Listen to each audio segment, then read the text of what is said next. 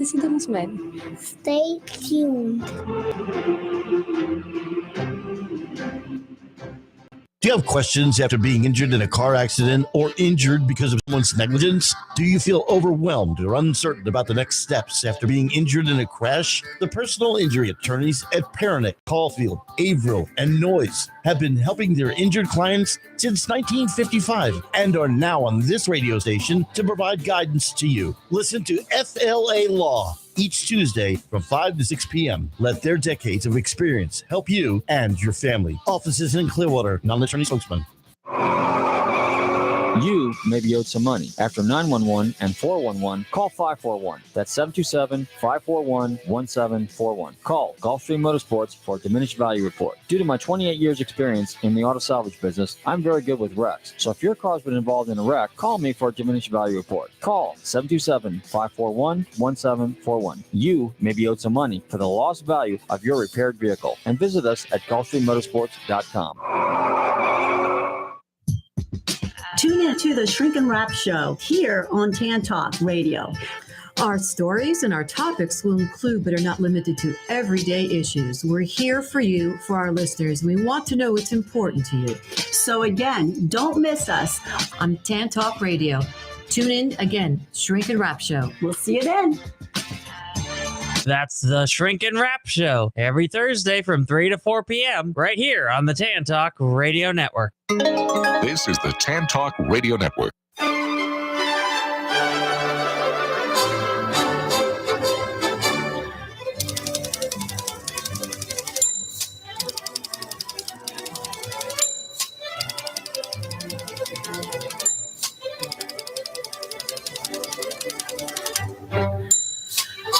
Hi, this is Patsy with a Z. Welcome to Joy on Paper, a program for writers and those who dream of writing, and for everyone who wants to know the story behind the book. Coming to you from glorious Clearwater, Florida, the perfect place for writers to write and readers to enjoy a good book.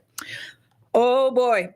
This is so exciting. I'm going to hold up the book to the camera because it is so beautiful. And I am so happy to welcome to Joy on Paper, Daniel Jose Older. And the name of his book is Last Canto of the Dead, an Outlaw Saints novel. And hi, Daniel. Hi, good morning. How are you doing? Okay, great. Well, I am holding up this book, and it is a beautiful book, isn't it? Isn't that cover something? I love it. Well, they did amazing work. I always, when I find a book like this, beautiful cover, beautiful paper, I always say, well, somebody up there loves you. And in your case, somebody up there on Olympus loves you because the gods are with you here. And that is because, of course, this is another selection from the brilliant genius Rick Riordan. And he knows how to pick writers. And when he picked you, boy, oh boy, did he hit the jackpot.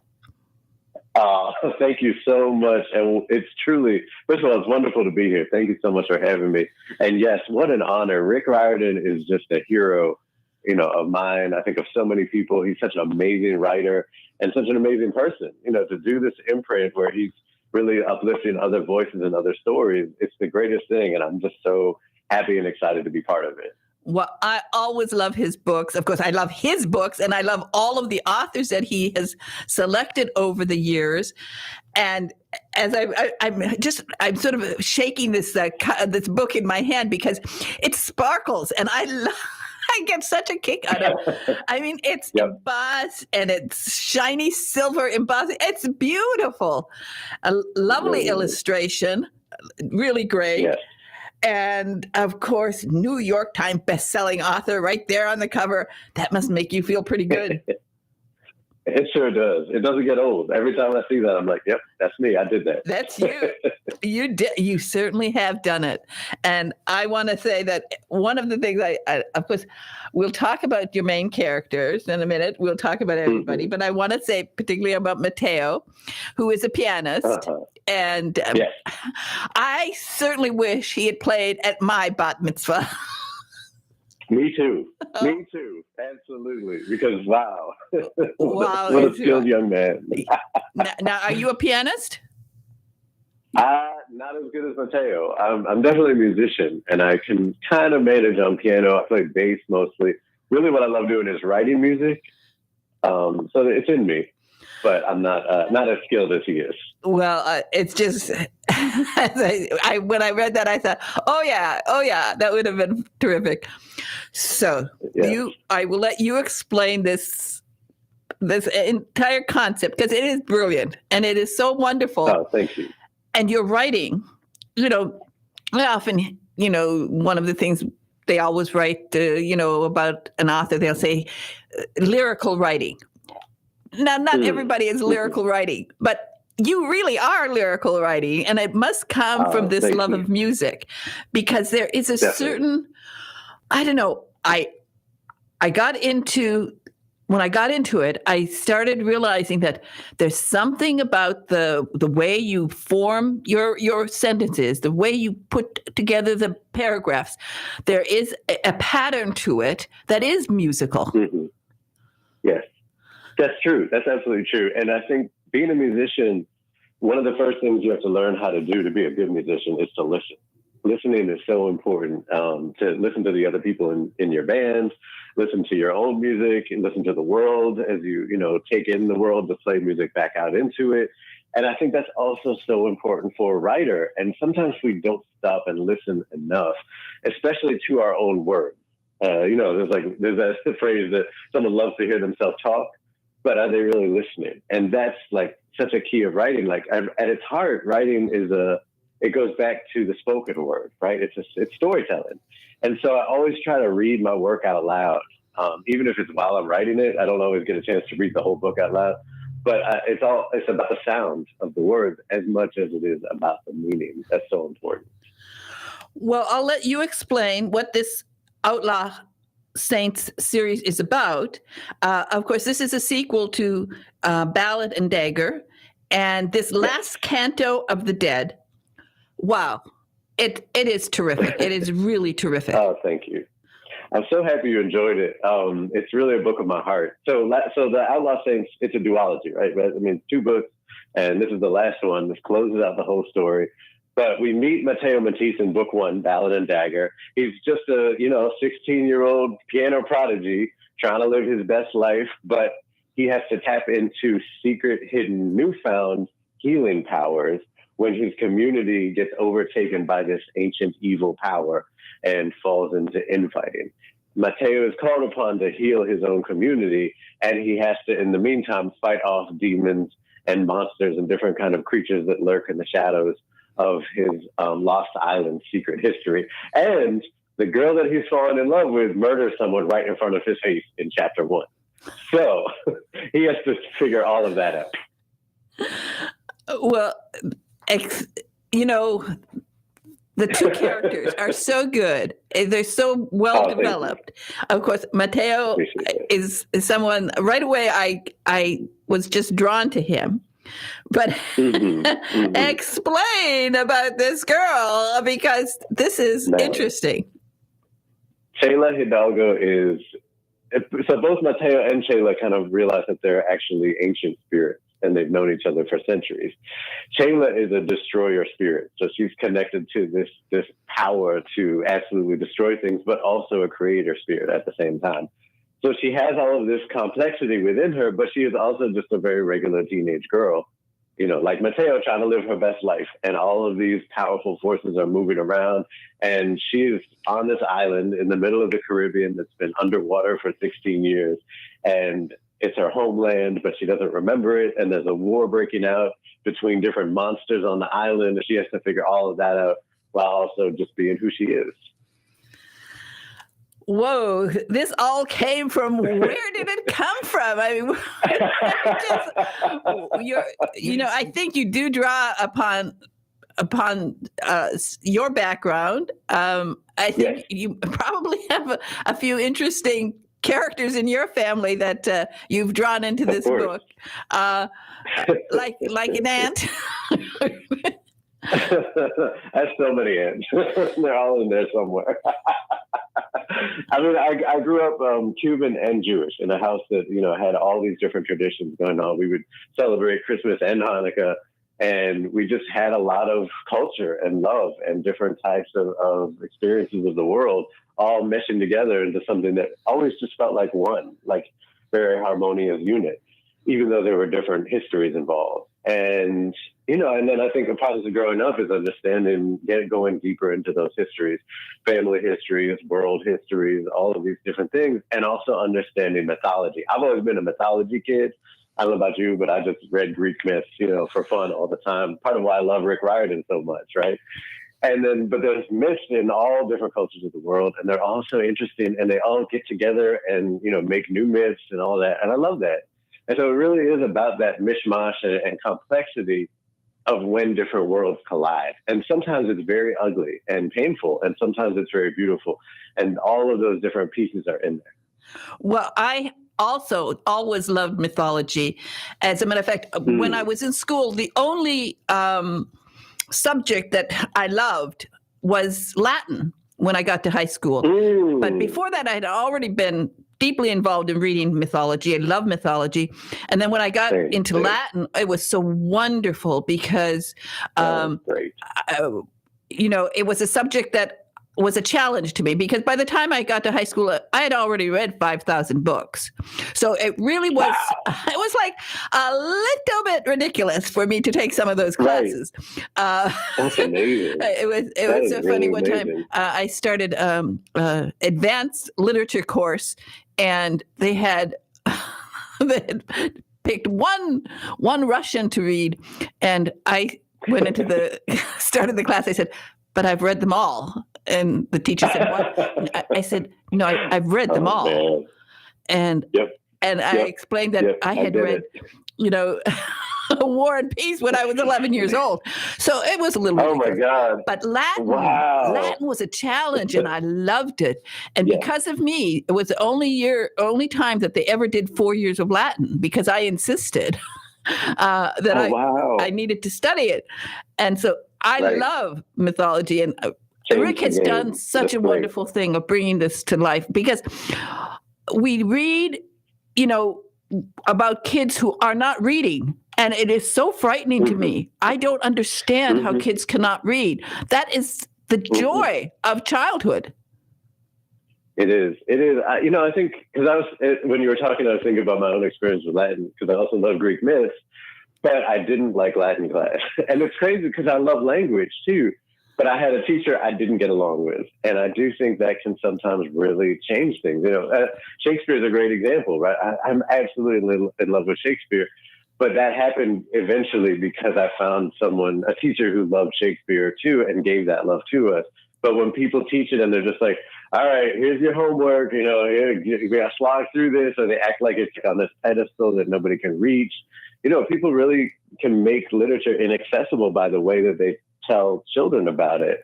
And I think that is very dangerous. Oh, it is. It's so important that the teachers have to love the subject. And when they love it, they do. I mean, my Latin teachers, too, right? Whatever it is. My Latin teacher spent every summer in Rome, in Italy. And so when she would come back, she would be like so excited to teach us. And of course, most of the kids, we started off in 9th grade with 22. By 10th grade, there were 15. By 11th grade, we were down to 8. And nobody really wanted 4th year except me and a few boys who were after me. So we ended up having 4th year. But that was because she was joyful. And this is what happens. Like, you had a Shakespeare teacher. I had a 3rd grade teacher who told me I was stupid. Wow. So, and you were obviously so much ahead of the game. Like, you were so smart, but I think sometimes we don't know how to process that degree of intelligence, or different kinds of intelligence, right? Because there's so many different ways to be smart. And I mean, I experienced that too. Like, there were certain classes that I couldn't thrive in, even though I was really smart, but I was completely flailing, around trying to get my brain to click with them, and it wasn't working. There's so many different ways to learn. One of the things I love is, and this is before the pandemic, when Rick was going out there talking to groups of kids, and he would go to an auditorium in a school and he was treated like a rock star. I mean, kids screaming and yelling and, so excited. And I hope he's back to doing that. And I hope that you're doing that, because we need to get kids excited. And we know that kids can read if they are excited. For goodness sakes, they read Harry Potter's 600-page books. Right. And I'm sure they'll be reading this book because it's great, but we have to really have this outreach. You write so beautifully. You're, as I said, it flows, it's funny, it's action-packed, deeply thoughtful at times. All that a kid needs in a great book. And I hope that you're going to be out there too, like Rick, doing these things, getting kids excited again. Yes, definitely. And that's the great joy of writing, besides the writing itself, which I love, is getting to see young people, especially, react, find themselves in the book. And that's such a gift, because I remember not being able to find myself in books and looking for myself, or having to translate a character into being who I was. And seeing kids, not have to do that extra work and really just say, oh, that's me. Like, I saw myself. It was the first time I found myself in a book, and that book felt like home, even if it's about magic, and islands that don't exist and monsters and everything else. They can still find something that's so true that speaks to them on a human level.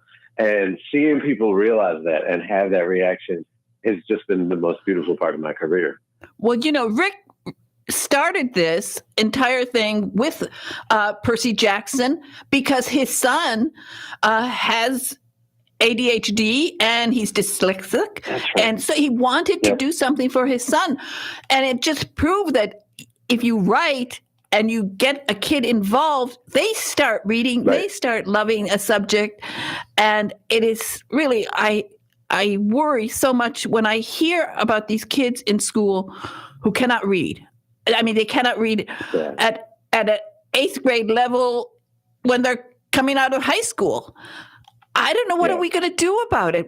I think more and more writers have to be really actively involved, partly pushing phonics. I'm sorry, I do not want to hear any more nonsense about not learning phonics, because that's how I learned. We were poor. I learned to read from comic books because we didn't have books. And my mother would just run her finger under the words, and that's how we learned to read. So I was reading at 3 years old, like Beatrix Potter. And this is something important that we really, all of us who are involved in sort of the publishing world, the book world, have to get these kids reading. And they would really, a lot of them would just stay out of trouble. I know when I was young, I think it was like, I was 18 and I I remember this so well. Somebody wanted me to go to a party where I knew, there would be drinking and probably some drugs and stuff.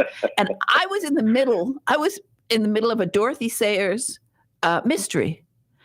And I thought to myself, do I want to not be able to understand this book, or do I want to continue and I did, and it's really changed my life because I didn't get involved in all sorts of nonsense because I wanted to know I wanted to know the ending of the next book. Wanted to know what happened. That's right. I remember reading it was Fellowship of the Ring, the first book in the Lord of the Rings trilogy, and I remember so distinctly. I was really young. I was 11 or something, and I just remember reading it, and I was totally invested in the world. And it's the scene where it's like pouring rain and they're trying to get out of the Shire and all these things are happening. And I looked up and I couldn't believe that the sun was out. I was so startled, like on a visceral level, just shocked. Like, it's a sunny day? What's happening? Like I had completely, it's like the book had swallowed me whole and I had like suddenly emerged, like totally transformed from it. And like, that's the power of story, right? Story changes you and you change the world with story. And I think that's so beautiful and so powerful. And you're absolutely right. We have to honor that power. And we don't talk enough about how powerful that is. And it can be very dangerous because people can use stories to hurt people, just like people can use stories to save people. And I just think we have to really be responsible as writers, as people in publishing, as whoever we are. You know, story is it's a powerful, potent thing. It's not something you can just sling around and pretend it doesn't matter, because it doesn't matter so much. Well, so when this idea for the book came along, I mean, did Rick contact you and say, do you have a story idea? Did you already have this idea for, two gods turned into teenagers in Brooklyn and the Caribbean? I mean, was that idea already formulated in your brain? So I wanted to work with this imprint with Rick since I first heard about it. I've always admired him. Like I said, he's always been really generous to me. He's posted reviews of my books that he's enjoyed. He's showed up in signing lines to get autographs from me, which totally, can you imagine? Rick Riordan is in the line to get his book signed from you. Like, it's completely, he's so just loving and generous as a human. And it really blew my mind. And I really wanted to work with him creatively. So I brought him this idea, which originally was just a lot more, it was for a younger audience, and it was a little more straightforward. It was just kind of Mateo, and it didn't have the whole backstory. I was working with a different mythology and all this stuff. And he said, we're actually going to take a pivot and go to young adult instead of middle grade. So we're going more for teenagers, an older audience. So would you still want to do this book, but for teenagers? And I was like, absolutely. And immediately the world started getting bigger and bigger and more complex, and the history got deeper, and I just went all the way in. But the other piece that I really pulled from is that I was a paramedic for 10 years in New York City. And so, I was a healer. And at the same time, I was trying to be a musician.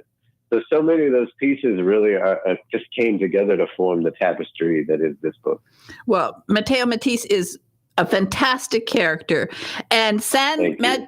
San Madrigal. Explain what it is so that people will understand. So it's this secret island made up, totally imaginary, but that was in the Caribbean. And basically, people found it when they were trying to escape. And so there's pirates there that were on the run, and there were Sephardic Jews that were escaping the Inquisition in Spain, and there's Santeros from Cuba.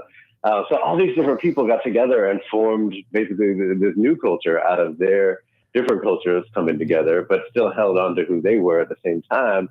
And it became this kind of mystical hidden island that nobody could find except the people that were supposed to be there.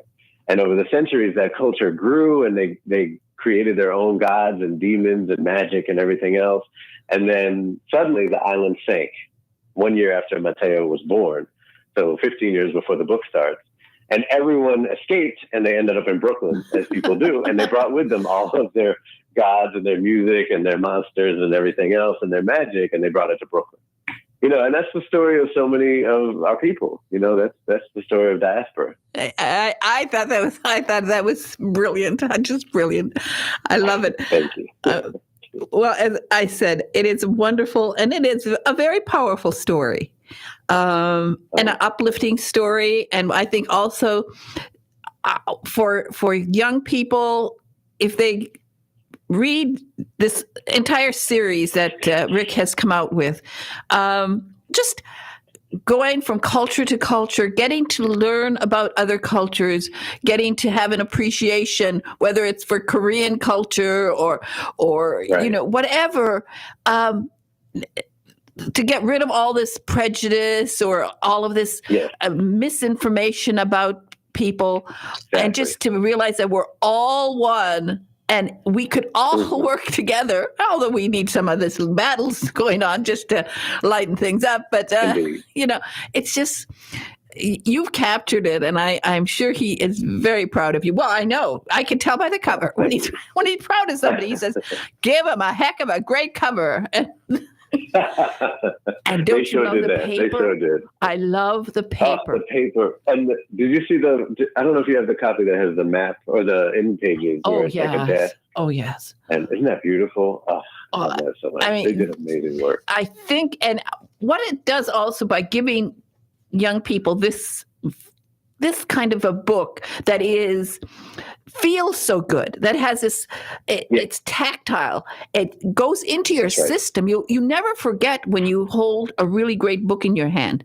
You feel the paper, you feel the importance of it. I know people are going to read it on Kindle, and I understand that, but there really is nothing quite like holding the book in your hand. That's right. It's very special. And when people put so much care and love into this book, you know, it matters. Like you feel it when you hold it. It's true. Well, it is. And I love what you wrote here. What is lost is never lost. That's right. And that is such, your writing is so clever and so touching. I love the part where you just sort of slow it down. And as I said, in a musical way, that you have this, you know, really wonderful, wonderful tempo. And then you come to a part where it just slows down and you just sort of, it's a moment to relish. And I want to thank you so much, Daniel Jose Older, for being on Joy on Paper. The name of the book is Last Canto of the Dead, an Outlaw Saints novel. Well, the final one, according to you, but I don't know. We'll see. We will see. We'll see. But again, it's a beautiful book, wonderful writing, and your website is just your name, right? My name is DanielJoseOlder.net. And on there, I actually have online classes for writing. So if you're interested in becoming a writer, by all means, check them out. They're video classes, and they can be very helpful for folks. And lots of information about all my books and my comics, my Star Wars writing, all of that is on there, DanielJoseOlder.net. Yeah, I wanted to mention the comics. I'm running out of time, but people do go to his website because it is fascinating. As I said, I learned to read from Little Lulu Comics. That was it. And of course, Scooby-Doo and Veronica and all of those. But that's how I learned to read, from comic books, because we were poor. Great. We were poor.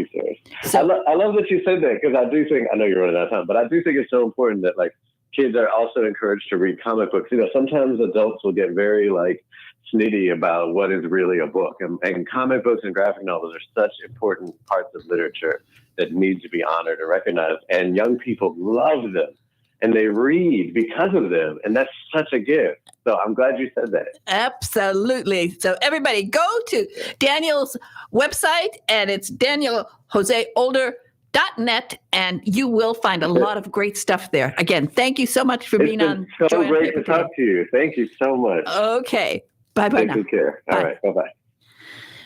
An amazing author, fantastic. Look, and he worked as a paramedic. You never know what life will bring you. And you never know when you meet somebody, and maybe they're working as a paramedic, and they're working as a nurse, they're working, they're working in a bakery. You never know. They might turn out to be a great writer, as Daniel certainly has. And boy, oh boy, Rick Riordan loves him. And that's a good reason. Now we're going to play a book buzz from Bria Burton. And I just love her book buzzes. And then we'll be back, and I'm going to be talking about the Upper Peninsula of Michigan. Hello, fellow sci-fi readers. This is author Bria Burton reporting for Joy on Paper with your science fiction book buzz. Today's communique to galaxies near and far includes a 2023 series starter, Rogue Pursuit by B.L. Dean. The young adult novel is book 1 in the Shades of Starlight series and is available in print and ebook. Now, let's download the book buzz. In the midst of a smuggling run, 17-year-old Perrin Hightower gets recruited to assist Ty, a con-fed cop. Little does Ty know the ex-partner he's tracking down for betrayal is also Perrin's ex-boyfriend, a double agent involved in her underground network. One of the best wormhole pilots, Perrin smuggles necessities to the outer colonies. A recent cryptic message from her ex reveals he's on the run with galactic-level dangerous information, and Perrin joins Ty under false pretenses. She needs to find out what her ex knows and get that info back to the network. They travel the wormholes from system to system, and Perrin has to keep up her game of cat and mouse with Ty to hide her true intentions. When they discover the Confed intelligence agency has been tracking their movements, Ty confesses secrets of his own. Each new revelation in the case leads Perrin into greater jeopardy and into a deeper conspiracy than she could have imagined. This space opera spy thriller launches readers into a page-turning, swashbuckling adventure with a touch of romance.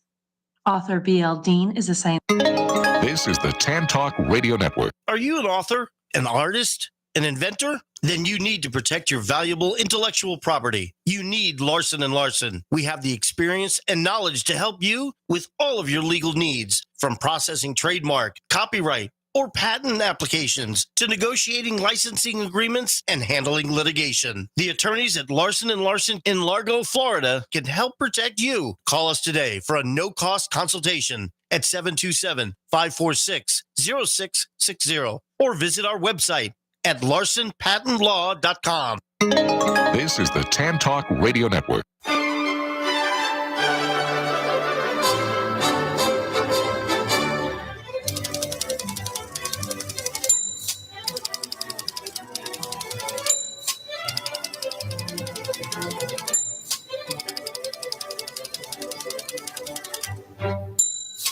Hi, this is Patsy with a Z.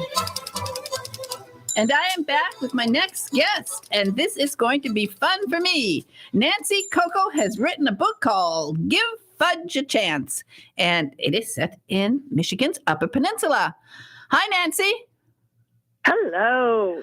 Oh, wow. Oh, wow. It's so fun to talk to you because, of course, your book is set in Mackinac Island, and, I'm from the Upper Peninsula. Are you from the Upper Peninsula?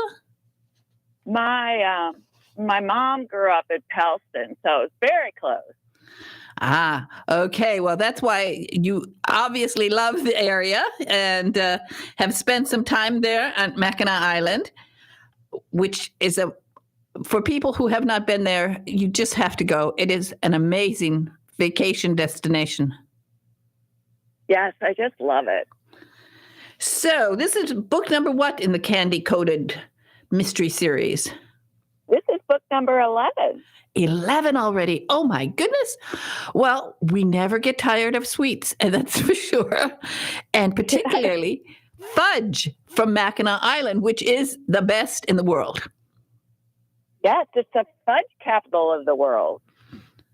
So tell us about this series and tell us about the new book, Give Fudge a Chance.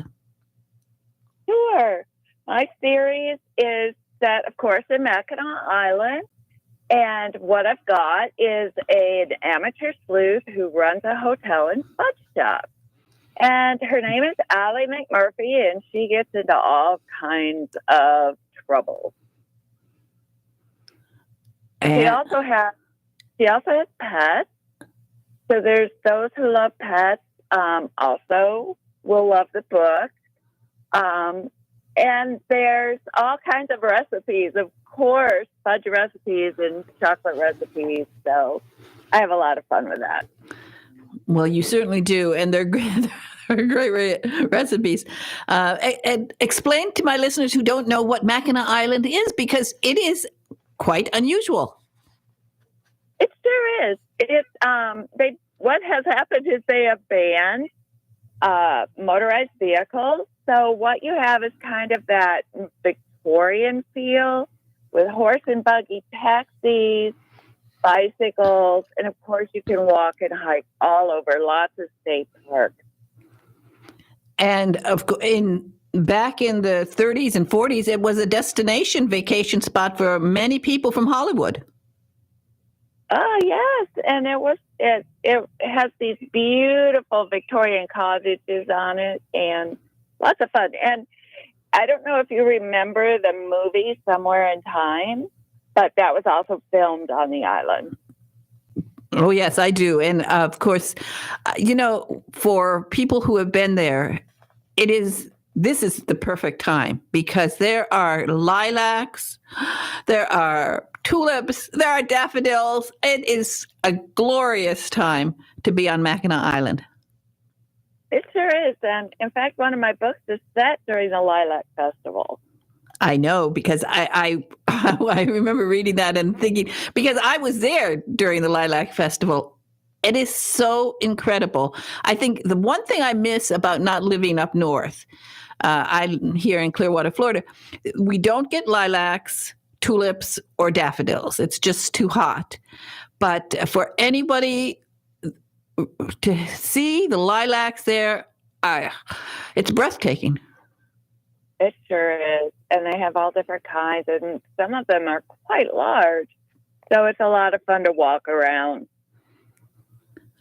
Now, when you came out with the idea, I think it was just very clever. And when you think about it, when you think about the time that you've spent there, tell us some of the stories about what you've done on the island yourself. Oh, yes. Well, one of the fun things you can do is you can take a horse and buggy tour of the entire island. So you go around and they show you all like the historical places. There are different forts that you can go into. So I was in Fort Mackinac, which is right off Main Street. And that's a lot of fun because they do reenaction. So it's fun for adults. It's fun for kids. Then I've also gone hiking in the state parks, which are beautiful.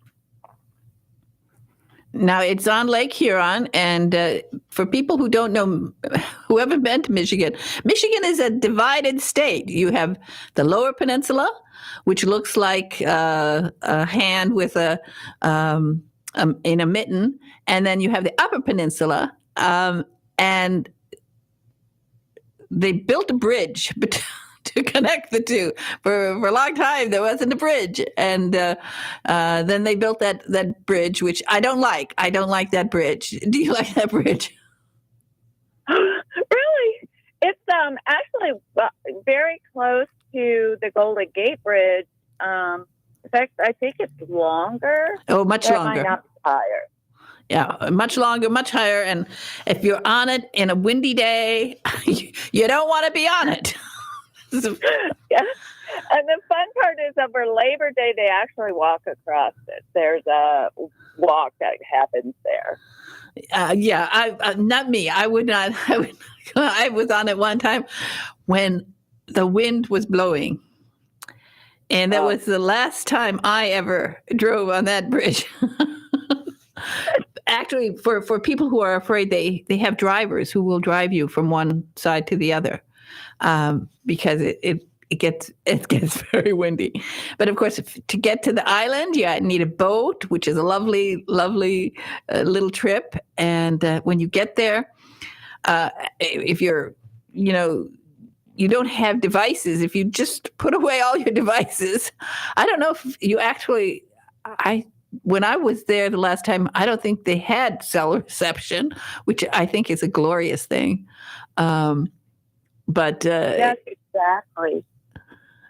It's a great. It's like going back in time. It is, and I remember, who was it? I think it was Jimmy Durante used to go there, and so many of the famous stars spent time on the island. And just enjoyed it so much because for them, I think they were, even in those days, when they were in Hollywood, they'd always get, surrounded by fans, but they could go to the island and be themselves and relax there. And that's how I think the fudge business started when they started that. And in your story, the candy store is over 100 years old. Yes.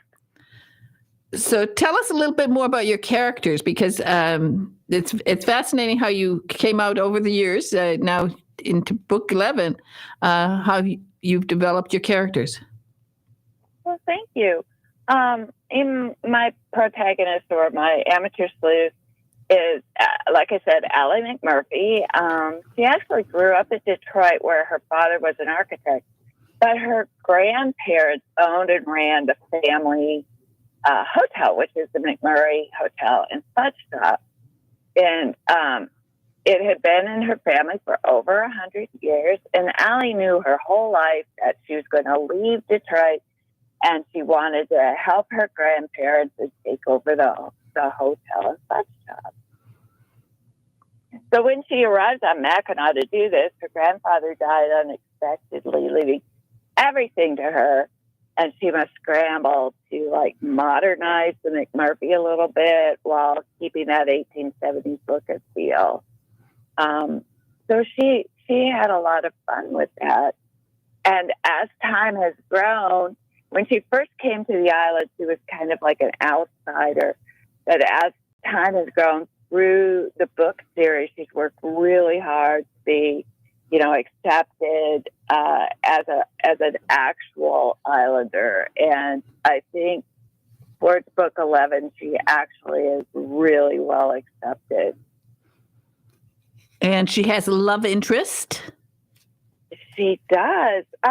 Interesting enough, when the books first started, her love interest was Trent Jessup, who was a very wealthy guy who would come. He had a bunch of businesses on the island.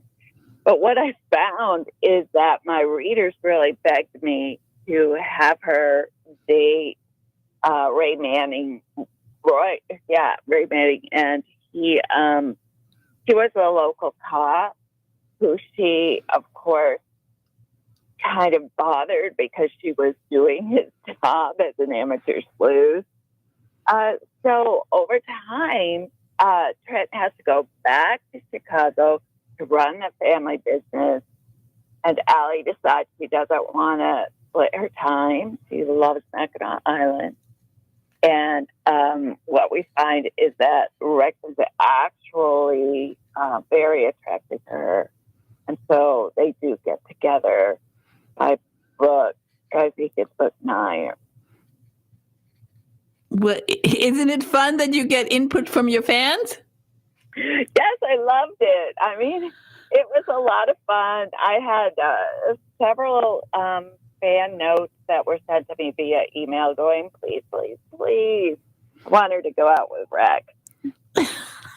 I get such a kick out of it, this happens with so many book fans, but particularly I think with cozy mystery fans,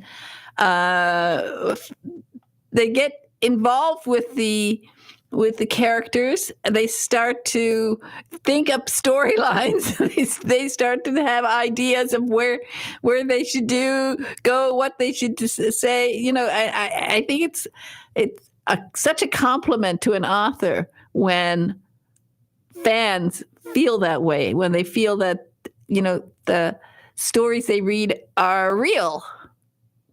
Yeah, and it's been a lot of fun, and I was really liking the fact that the readers have actually bought into the community and they really love it. And several of them have actually gone to Mackinac Island. They'd never heard of it before, and they let me know that they really, really enjoyed it. Well, exactly. It becomes for fans, when they read a book that they really enjoy, it does become a destination for them to go and be in the places that you're writing about. I know that happened with another Kensington author, Carol J. Perry. Her books, Witch City Mysteries, are set in Salem. And so many of her fans will go to Salem and they will find the different locations in Salem and stand holding her book and take selfies. That's amazing. That's a lot of fun. Yeah. And of course, she can put them on her Facebook page, which is very encouraging. And I mean, Salem has to hire her, for their tourism bureau because she encourages her readers to go to Salem. And just like your writing encourages people to go to Mackinac Island, because really so many people have not heard about it. But once they go there, they never forget it. A perfect place for a wedding or a honeymoon. Wow. You can't find during lilac season. I mean, I was married 3 times. I would have had a 4th wedding if I could, right there in during lilac season, because it is amazing. And it smells so good. I mean, it really smells good. There's nothing like it. There's something about real, don't buy that spray lilac stuff. I mean, that'll destroy your nose. You need to be with real lilacs, surrounded by them when the wind is blowing and that breeze of the lilacs, it sticks in your memory forever. Yes. Yeah, I agree. So, people, if you're listening, get one of Nancy Coco's books. A great name you selected for writing about fudge, and take her books and go up to Mackinac Island. Find yourself a cozy spot there underneath the lilacs, and just read and read and read and eat fudge. Right? Yes, one of the fun things about Main Street too is it smells like fudge. Oh, so you have the lilacs, and then you have that fudgy kind of smell, and it's just wonderful. People, that is a destination for you. I have a plan for all of you listeners out there. This is what you have to do. You have to head to Mackinac Island and get a bunch of Nancy Coco's books.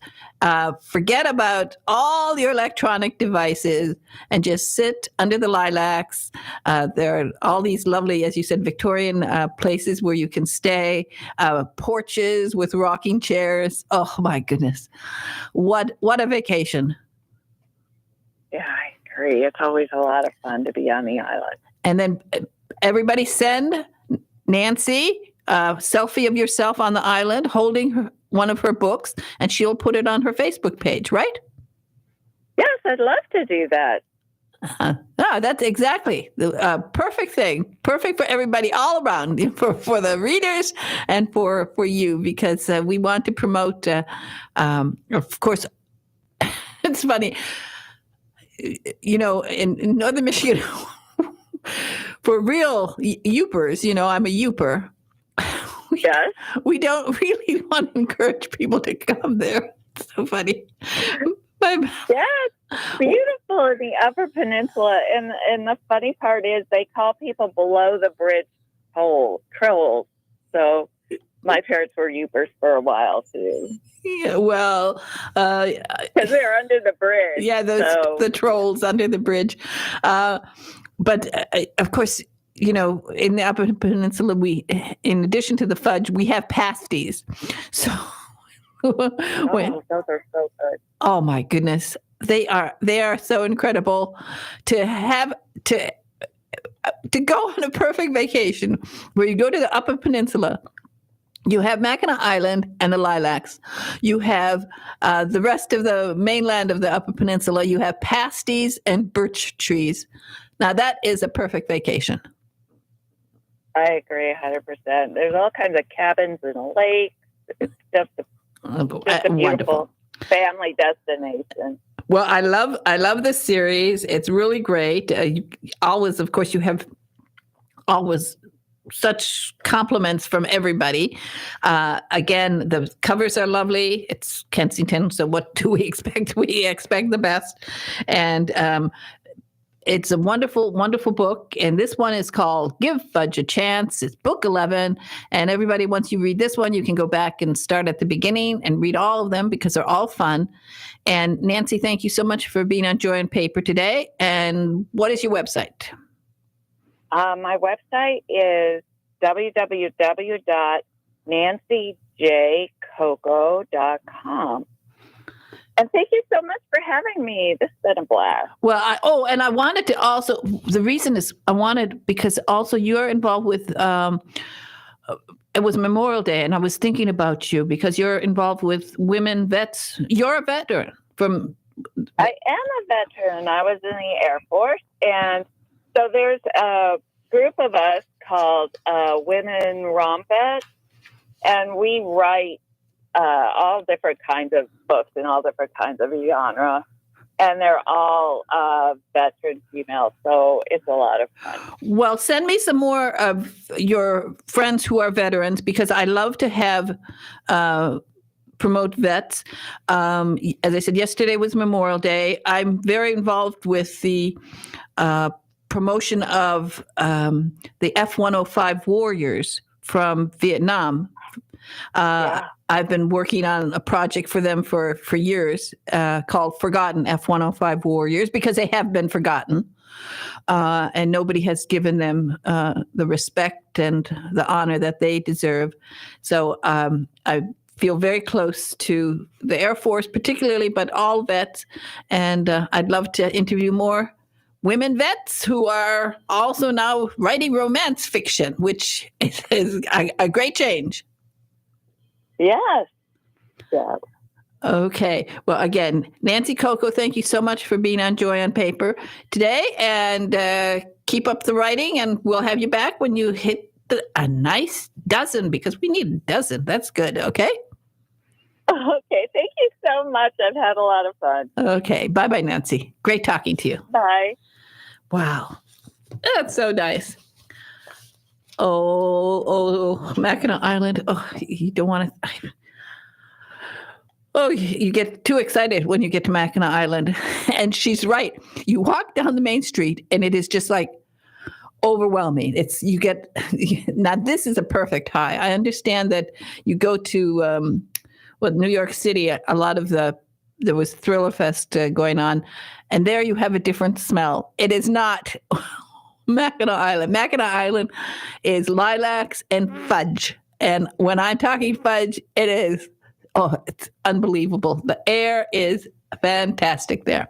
So one of the things I want to say to everyone, go to my Facebook page, because it is really, I'm really working on doing some videos for authors to help promote their books. So it's a wonderful opportunity for you to see how I'm promoting books and what I'm doing for authors. And so it's Radio Joy on Paper. That's my Facebook page. Go there and have a look at it. I think you will enjoy it. And it was also nice. I got to mention Carol J. Perry, and her covers for her books are from Kensington. Also fantastic. It's been a wonderful, wonderful day for covers, because when I was talking to Daniel Older, wow, when a publisher loves you and they do an embossed cover for you, you have to feel really, really happy. And he deserves it, because he's a great writer. Anyway, what else? Oh, my webpage also is Radio-Joy on Paper. You can go there and see some of my videos and see what's happening in the book world. I'm trying to promote more authors. One of them is, of course, Jerome Preisler. His book, which I love, Civil War Commando, is a book that I hope that you will get. It is a fantastic book. And yesterday was Memorial Day, and I did a special video to honor his main character. The story is about William Cushing. And for any of you who have know people in the Navy, if they served on one of the Cushings, 5 ships were named after William Cushing over the years since the Civil War. William Cushing was a great American hero. We have not heard enough about him. Jerome Preisler wrote this wonderful book about him. And if anyone knows anyone who has served on one of the Cushings, because there have been 5 of them, and I'm sure relatives, family, going all the way back to the Civil War, know somebody who has served on a Cushing, I would love to hear from them.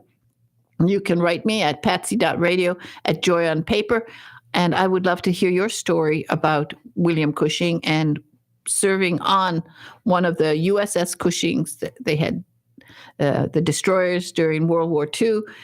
2 of the destroyers, and one of them was actually sunk at the Battle of Guadalcanal. So it's a wonderful story, and I'm really looking to talk to people who knew people who were on the Cushing, any Cushing. Okay. Anyway, remember what I always tell you. One of the joys of life is to see your words on paper or to hear them spoken in an audible book. Or if you're very, very lucky to hear those magic words, lights, camera, action, and your book will be turned into a major motion picture, streaming video, or perhaps a series on the Hallmark Channel. Like I am hoping for Carol J. Perry and her Haunted Haven series, which is set here in Florida, right in our backyard, and it would be wonderful if they would film it here. Anyway, everybody, just have a wonderful, wonderful day. Say something nice to somebody today. I will say something nice to Big Ed in the control room. Thank you, Ed, for everything. He saluted me. I saluted him. I'm going to start. I need to get a hat, and a general's hat, because I should have been a general. Then I can put it on and salute Ed just before I leave the program. Everybody, have a wonderful day. Bye-bye now.